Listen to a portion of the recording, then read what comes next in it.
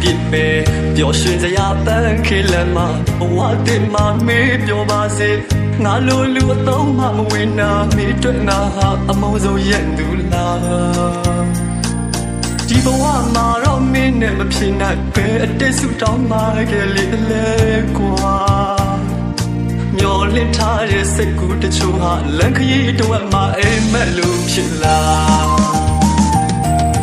ဖြစ်လွယ်ပြက်လွယ်တဲ့လူပမာမရှိတော့ပါလူကတိသစ္စာအမှန်ကိုအမှားထဲအမှားကိုအမှန်မြေလားအကျိုးလို့ညောင်ရည်လောင်းတယ်လို့အလိုရှိမှချစ်အောင်ဆောင်ပြလာမာယာများတဲ့လူလောကမှာအချစ်မှလည်းအတူအယောင်တွေပေါ်လာ